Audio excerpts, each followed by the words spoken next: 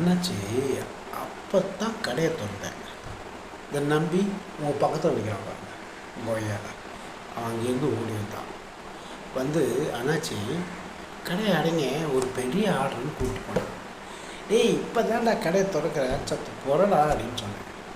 இல்லைண்ணாச்சி கடையை அடைங்க, நமக்கு பெரிய ஆர்டர் கட்டுச்சு, நம்ம போய் பார்த்துட்டு வந்துடலாம் அப்படின்னு கூப்பிட்டான். சரி அப்படின்னு சொல்லிட்டு திறந்த கடையை அடைச்சிட்டு சைக்கிளை எடுத்துக்கிட்டு அவன் பின்னாடி போனான் அண்ணாச்சி. போகிற வழியில் அதான் அண்ணாச்சி நம்ம பாய் கடையில் 2 வடை 2 வீல்ஸு சிகரெட்டு பிறகு இதெல்லாத்தையும் முடிச்சுட்டு அப்படியே போனோம். போகும்போது அந்த சிவன் கோவில் வழியாக அழைச்சிட்டு போனான் அண்ணாச்சி. என்னடா அம்பி இங்கே அழைச்சிட்டு போகிற அப்படின்னு கேட்டேன்.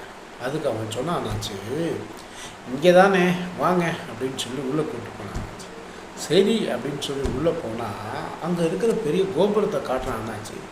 என்னடா அம்பி கோபுரத்தை காட்டுற அப்படின்னு கேட்டேன். அதுக்கு அவன் சொல்கிறான், அண்ணாச்சி கோபுரம் வெயில்லையும் மழையிலையும் காற்றுலையும் காய்தான் நனைதான், இதுக்கு ஒரு உரத்தைக்கணும்னு சொல்கிறான் அண்ணாச்சி.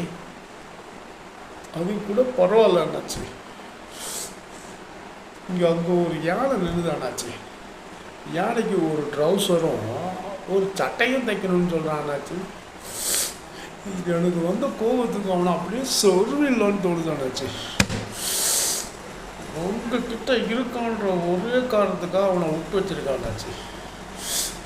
நீங்கள் தான் அண்ணாச்சி ஏதாவது பண்ணணும், இவனால் தொழிலே பண்ண முடியல அண்ணாச்சி, கொஞ்சம் பார்த்து செய்யுங்க அண்ணாச்சி.